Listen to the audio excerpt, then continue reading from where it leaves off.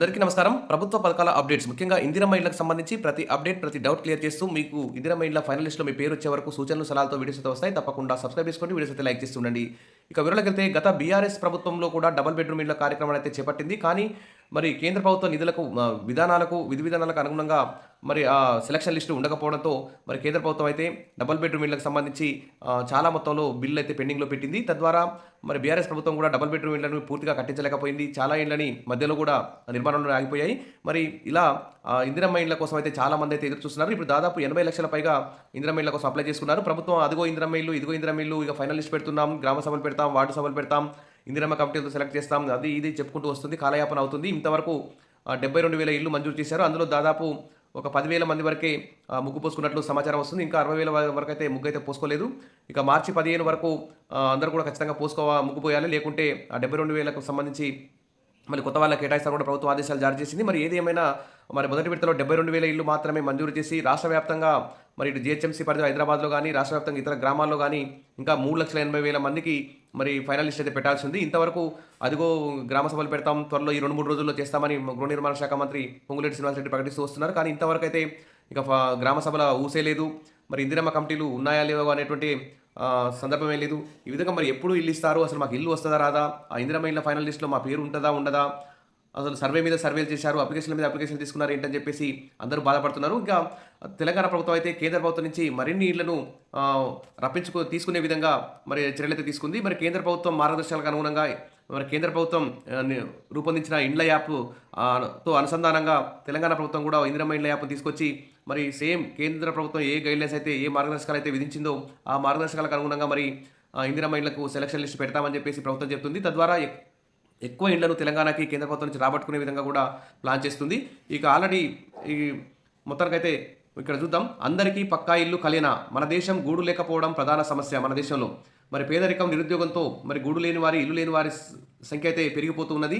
అందుకే కోట్లాది కుటుంబాలకు సొంతింటి కలగానే మిగిలిపోతున్నది. మరి ఈ క్రమంలోనే సొంత ఇల్లు నిర్మించుకోవడానికి పేదలకు ప్రభుత్వాలు ఆర్థిక సాయాన్ని అయితే అందించడానికి అనేక పథకాలు రూపొందిస్తున్నాయి. కానీ ఆ పథకాలన్నీ కూడా మధ్యలోనే నీరుగారిపోవడం చాలా అన్యాయం అని చెప్పుకుంటున్నారు. ఇక కేంద్ర ప్రభుత్వం ప్రధానమంత్రి ఆవాస్ యోజన కింద తమ వంతు వాటాగా ఆర్థిక సాయం అందిస్తున్నది రాష్ట్రాల్లో ఇల్లు కట్టించుకోవడానికి. మన దేశంలో అందరికీ ఇల్లు ఉండాలనే లక్ష్యాన్ని పలుమార్లు నొక్కి చెప్పిన కేంద్ర ప్రభుత్వం ప్రధానమంత్రి ఆవాస్ యోజన గ్రామీణ పథకాన్ని గతేడాది మరో 5 ఏళ్లు పొడిగించింది. అయితే ఈ పథకం అమలులో లోపాలున్నాయని rural development parliamentary standing committee అయితే నివేదికను సమర్పించింది. ఈ రిపోర్టును బుధవారం కేంద్ర ప్రభుత్వం పార్లమెంట్లో ప్రవేశపెట్టింది. ఇక 2011 లెక్కల ఆధారంగా ఎంపిక చేస్తామని చెప్పేసి ఎంపికలో వాస్తవ నిజమైనటువంటి లబ్ధిదారుల ఎంపికలో ప్రభుత్వం విఫలమవుతుందని పార్లమెంటు కమిటీ అయితే తెలియజేసింది. ఇక 2011లో ఒక సర్వే లెక్కల ఆధారంగా ఈ లబ్ధిదారుల ఎంపిక జరుగుతున్నదని, 14 ఏళ్ల కాలం గడిచిన మూలంగా అనేక మార్పులు, చేర్పులు జరిగాయని వివరించింది. ఇక గ్రామీణాభివృద్ధి శాఖ 2011 ఎస్సీసీసీలో నమోదు చేసుకొని అర్హులను గుర్తించి జాబితా రూపొందించే పనిపెట్టుకోవాలని సూచించింది. గోడలు నిర్మించి ఆగిపోయిన ఇండ్లు, ఇనుపరేకులున్న ఇండ్లు వంటి పాక్షిక నిర్మాణాలను గుర్తించి వారికి పథకాన్ని విస్తరించే ఆలోచనలో చేయాలని చెప్పేసి సిఫార్సు కూడా చేసింది. ఇక 2018లో ప్రభుత్వం ఆవాస్ ప్లస్ సర్వే చేసినట్టు కూడా తెలిపింది.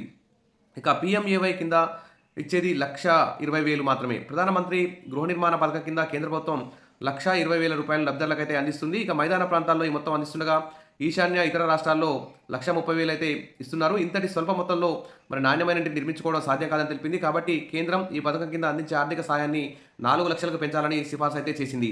మరి ఈ ఇళ్ల నిర్మాణ పథకం అమల్లో లోపాలుండడం, నిజమైన లబ్ధిదారుల ఎంపికలో ప్రభుత్వాలు ఫెయిల్ కావడం, ఇంటికి కేంద్ర ప్రభుత్వం ఇస్తున్న 1,20,000 ఏ మూలకు సరిపోకపోవడం కాబట్టి వాటిని 4 లక్షలకు కేంద్ర ప్రభుత్వం సహాయం పెంచాలని చెప్పేసి ఇక పార్లమెంటరీ స్టాండింగ్ కమిటీ అయితే నివేదిక ఇచ్చింది. మరి కొత్తగా 53 లక్షల ఇల్లేనా 2024 అక్టోబర్ 22 తేదీ వరకు ఈ ప్రధానమంత్రి గృహ నిర్మాణ పథకం కింద 2.66 కోట్ల ఇళ్ల నిర్మాణాలు పూర్తి చేసింది. కాగా పొడిగించిన గడువులో ఇంకా 2 కోట్ల ఇళ్ల నిర్మాణాలకు సాయం అందిస్తామని తెలిపింది. మరి ఈ పథకం కింద ఇదివరకే బ్యాక్లాగ్గా ఉన్నటువంటి 1,46,54,267 ఇళ్ల నిర్మాణాలు కూడా ఉన్నాయి. ఇందులో 62,54,267 ఎస్సీసీసీ 2011 జాబితా నుంచి ఎంపికైన వారు ఉన్నారు. ఇక ఆవాస్ ప్లస్ లిస్ట్ నుంచి సుమారు 84 లక్షల మంది అర్హులను గుర్తించారు. అంటే ప్రకటించిన 2 కోట్ల ఇళ్లలో బ్యాక్లాగ్ కిందే 1,46,00,000 ఇళ్లు పోగా మిగిలిన 53,45,000 ఇళ్లకు మాత్రమే కేంద్రం సహాయం అందించే అవకాశం ఉంది. కాబట్టి ఇంకా ఈ సహాయం అందించే సంఖ్యను కూడా ఇండ్ల సంఖ్యను కూడా పెంచాల్సిన అవసరం ఉంది. ఇండ్లకు ప్రస్తుతం ఇస్తున్న 1,20,000ని కేంద్ర ప్రభుత్వం ఇస్తున్న 1,20,000 రూపాయలు కూడా 4 లక్షలకు పెంచాలి. అప్పుడు ఇప్పుడు తెలంగాణ ప్రభుత్వం ఇంటికి 5 లక్షలు ఇవ్వాలని చూస్తుంది. ప్రస్తుతం అయితే కేంద్ర ప్రభుత్వం 1,20,000 రూపాయలు ఇస్తుంది. తెలంగాణ ప్రభుత్వం 3,80,000 పెట్టుకుంటుంది.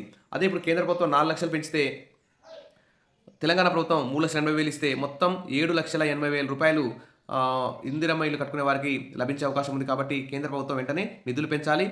మంజూరయ్యే ఇండ్ల సంఖ్యను కూడా పెంచాలి. అప్పుడే అందరికీ పక్కా ఇల్లు అనేది నిజమయ్యే అవకాశం ఉందని అందరూ కూడా భావిస్తున్నారు. ఇక తెలంగాణ ప్రభుత్వం కూడా వెంటనే ప్రతి గ్రామంలో కూడా ఇందిరమ్మ ఇళ్ళ ఫైనల్ లిస్ట్ పెట్టాలి. అందరూ కూడా ఎదురు చూస్తున్నారు. ఇది ఆలస్యం కావడం వల్ల చాలా అసంతృప్తిగా ఉన్నారు. ఇక ఈసారి బడ్జెట్లో కూడా ఇందిరమ్మ ఇళ్ళకి సంబంధించి నిధులు కూడా భారీ ఎత్తున కేటాయించాలని చెప్పి కోరుకుంటున్నారు. ఇక జీహెచ్ఎంసీ హైదరాబాద్ కంటోన్మెంట్ పరిధిలో కూడా వార్డు సభలు కూడా త్వరలో నిర్వహించి ఇందిరమ్మ ఇళ్ళ ఫైనల్ లిస్ట్ పెట్టాలని చెప్పి అందరూ కూడా భావిస్తున్నారు. Wish all the best. మరిన్ని అప్డేట్స్ కోసం మన ఛానల్ని ఫాలో అవుతుండండి. వీడియోస్ అయితే లైక్ చేస్తుండండి. Thank you.